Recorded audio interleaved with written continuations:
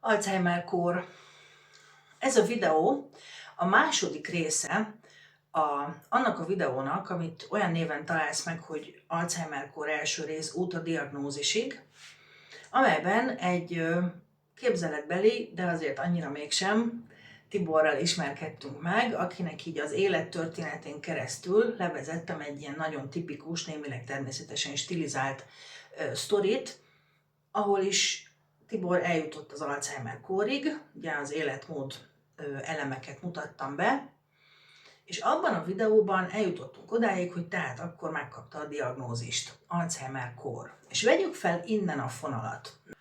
Ideig is érzékelted azt, hogy Tibor egy kicsit öregszik, meg egy kicsit nehéz eset, meg egy kicsit ez, meg egy kicsit az, és nagyon régóta tudod, hogy úgy valami nem oké, de beleraktad Tibornak ezt a nehéz esetségét abba, hogy nyugdíjba küldték, nehezen találja fel magát, idősödik is, meg iszogat is, meg egyáltalán úgy valahogy elvesztette az élet értelmét is egy kicsit. De hát közben meg olyan dolgok is történtek, amikről tudod, hogy azért ez így már nem mehet tovább, mert mindent elfelejt, meg nehéz is vele, mint a személyisége, és mogorvább lenne, nehezebb eset, sok a konfliktus, és hát történt valami, mondjuk nyitva hagyta a gázt, és majdnem felrobbant a ház, és te az utolsó pillanatban értél haza, és ez már aztán tényleg az utolsó csepp volt, és akkor kiderült valamilyen nagy dolog miatt az, hogy itt betegségről van szó, és nem csak egyszerű idősödésről, meg habókosodásról. Tehát ott van a kezedben az Alzheimer diagnózis, és ezt tudnod kell, hogy mire a kezedbe kerül a diagnózis, addigra már majdhogy nem le is zajlott az a kezdeti időszaka a betegségnek, csak akkor még nem tudtad, hogy ez a gyerek neve. És akkor most az első és legfontosabb kérdés az, hogy és most mi lesz? Azért arra számítanod kell, hogy a diagnózistól számított idő az ilyen nagyon irányszámmal nézve kb. 8 év. De ez lehet 3, meg lehet 12 is, tehát, mert attól függ, hogy Tibornak milyen betegségei vannak, hogy fizikailag hogy van, függ ilyen érzelmi és mentális dolgoktól is, hogy akar-e élni, van-e miért élnie. Ez egy kicsit ilyen misztikusnak hangzik, de nem az, biológia, ez az agynak az egyik szükséglete, hogy legyen miért működnie. Mert ha van miért működnie, akkor működik. Ha nincs miért, akkor összezsugorodik és leépül.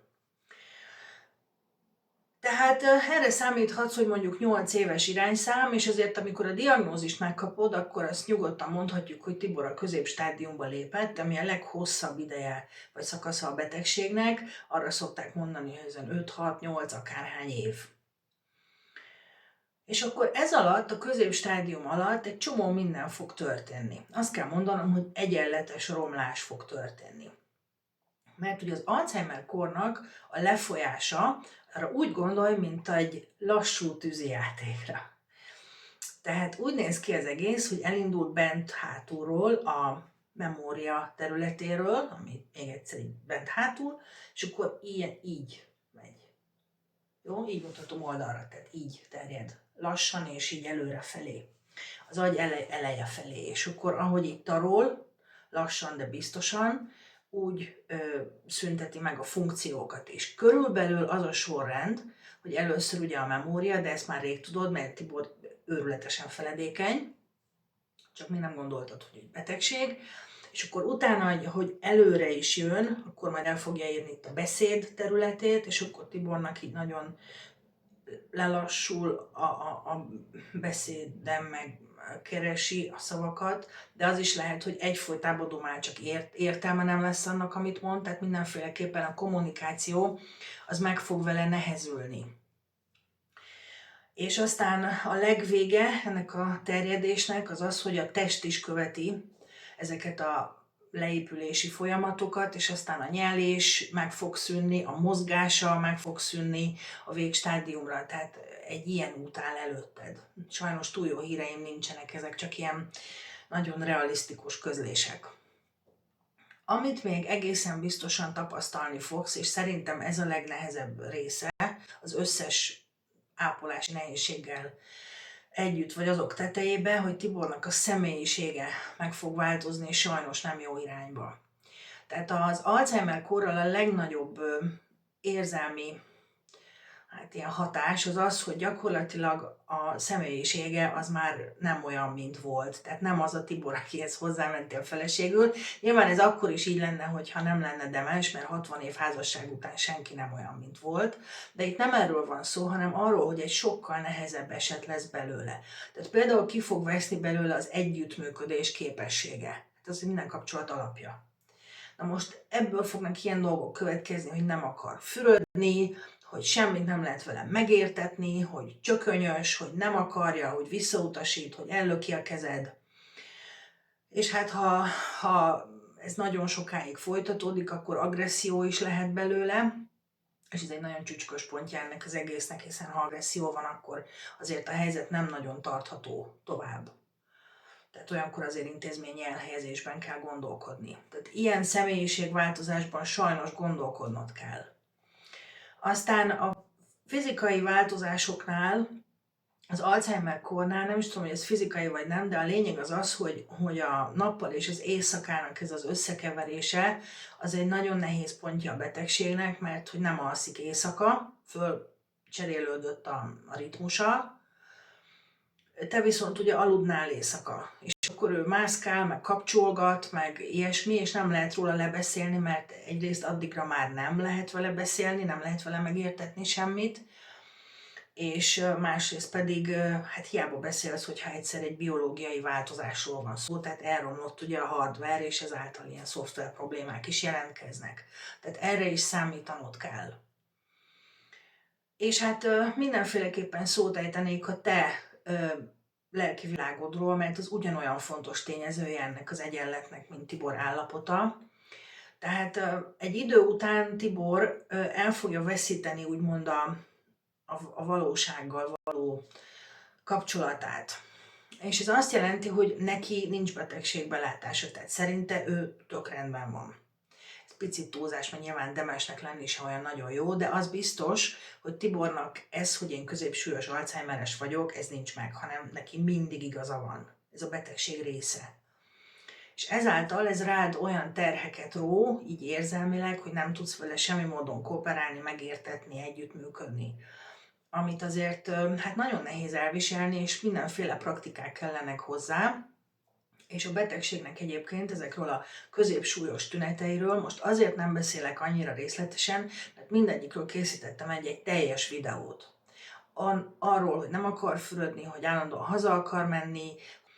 Tehát neked nagyon jó lenne, hogyha lenne valamiféle segítséged egyrészt technikailag, tehát reméljük, hogy olyan szerencsés vagy, hogy valami fajta családi összefogás van, de mindenféleképpen kell valamiféle lelki segítség neked, tehát valaki, akivel tudsz beszélni, valaki, aki meghallgat, legyen az egy egyházi ember, vagy egy barát, vagy egy bármi, de arra biztatlak, hogy nagyon gondoskodjál magadról is. Tehát, hogy egy picit tedd félre időnként az, hogy vele mit kell csinálni, de veled mit kell csinálni, hiszen neked ezt az egészet kőkeményen ki kell bírni, és végig kell csinálni.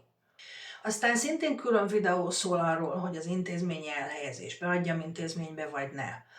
Ebben a pillanatban még szinte el se tudod képzelni azt, hogy ez valaha kérdés lesz, de igen, kérdés lesz majd, tehát fel fog merülni, úgyhogy mindenféleképpen gondolnod kell rá. Ez nem azt jelenti, hogy holnaptól berakjuk intézménybe, nem is lehetséges, mert ennek van egy csomó féle, de gondolnod mindenféleképpen kell rá arra az esetre, ha szükség lesz rá. Nem biztatlak se erre, se arra, de abban a videóban beadjam intézménybe vagy ne, rengeteg szempontot mondok, amik a döntést tárgyilagossá teszik. Tehát ilyen dolgokkal kell majd megküzdened.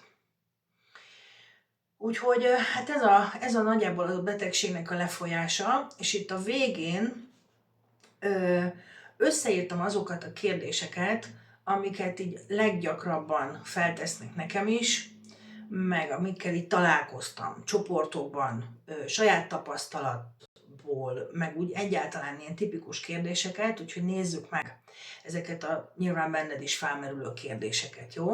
Pillantok itt a jegyzeteimre. Az egyik ilyen kérdés az az, hogy Ha korábban cselekszünk, akkor megakadályozhattuk volna-e? Minden ilyen nagy betegségnél felteszi magának a környezet, és így az Alzheimer-kornál is, és az a válaszom, hogy nem. Tehát te nem csináltál semmit rosszul. Ennek a videónak az első felében, az első részében egy nagyon hosszan kifejtem ezt, hogy mit teszünk azért anélkül, hogy tudnánk róla, hogy alzheimeresek legyünk. Az, hogy ő hogyan élte az életét, az ő döntéseinek a sorozata volt, és rajtad nem múlt. Senkit nem lehet lebeszélni a saját döntéseiről, tehát magadat semmiféleképpen ne hibáztasd. Ez így alakult, és kész. És a másik ilyen kérdés, hogy lehet ezt gyógyítani, vagy legalább lassítani. Mert ugye ilyenkor mindenki azt szeretné, hogy most adjon már valaki egy tablettát, amit beadok neki naponta 3-szor, és akkor meggyógyul. Vagy legalább így marad, hogy nem lesz rosszabb. De sajnos nincsenek jó híreim. A betegség határozottan nem gyógyítható. Ebben a tudomány mai állása szerint ez egy nem gyógyítható betegség. Ez egy progresszív betegség, ami azt jelenti, hogy csak előre tud menni. Nem tud hátrafelé menni, tehát javulni, és igazából a stagnálás is ilyen viszonylag rövidebb idők, mert aztán mindenféleképpen utána, még ha stagnál is, lejjebb fog menni ez a lépcső. Ilyen egyenletes, lassú romlást képzelje az Alzheimer-kornál, ami majd 5-6 év alatt hát így lezajlik, vagy 8, vagy akármennyi év alatt lezajlik, és akkor fokozatosan egyre inkább progresszíven romlik. Tehát soha nem fog tudni visszamenni arra a szintre, ahol volt. Tehát mondjuk, ha elfelejtett mondjuk már fogat mosni, pedig tavaly még tudott fogat mosni, akkor nem fog már megtanulni fogat mosni soha. Így gondolja a betegségre, ezt jelenti a progresszivitás. És hogy lehet-e lassítani? Hát nem lehet lassítani sem. És ezt azért mondom, mert igaz ugyan, hogy vannak olyan tünetenyhítő gyógyszerek, amik mondjuk lassítják a memóriaromlást, és akkor nem 3 év alatt felejt el teljesen X dolgot, hanem mondjuk 5. De az a baj ezekkel a tünetlassító készítményekkel, hogy demenciában rosszul hatnak. Tehát, hogy például olyan mellékhatásaik vannak, amik miatt meg már nem is érdemes őket beszedni, mert amit ugye javítanak az emlékezeten, rontanak máshol. Tehát igazából csak elvileg lehetséges őket javítani, és ha netán mégis, akkor is csak átmenetileg, mert pontosan ebből a progresszív természetből következik az, hogy lehet, hogy már ebben az egyen rosszabb állapotában meg már nem hat a gyógyszer. Szóval ez egész egy ilyen nehéz ügy, és egy saját tapasztalatot hagy osszak meg itt, hogy én a legtöbb demens esetében alig kell egy gyógyszert adagolnom, mert minden más tekintetben úgymond egészségesek voltak. Szóval, hogy magára a demenciára nincs gyógyszer, és egy csomó esetben nem volt mit adni.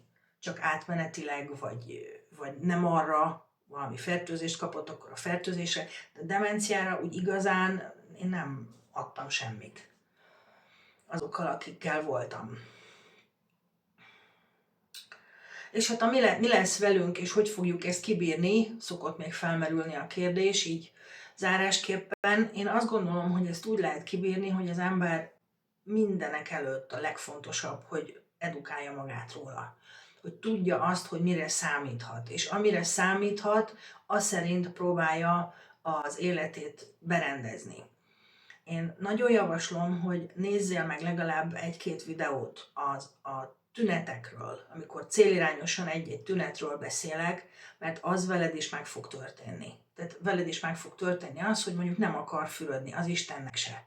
És te nem tudod, hogy de miért nem, amikor egész életében adott magára, és nem volt ilyen probléma, és most nem akar fürödni, és még csúnyán is beszél veled, annyira nem. És nem tudod elképzelni, hogy ez mi. Ez egy betegség tünet, nagyon tipikus középsúlyos Alzheimeres, tehát érdemes ezekkel a videókkal, de olvashatsz más helyen is interneten, tájékozódni és edukálni magadat, hogy pontosan tudd, hogy mire számíts. Ezek azok az általános dolgok, amikre feltétlenül számíthatsz, hogyha a kezedben van a diagnózis. Úgyhogy hát én remélem, hogy segítettem egy picit tisztában látni, meg ha most kaptad meg a diagnózist, akkor ezt a rémületet ezt az azonnali rémületet egy kicsit ilyen higgadtabbá tenni. Úgyhogy most elköszönök, és hamarosan jövök a következő videóval. Sziasztok!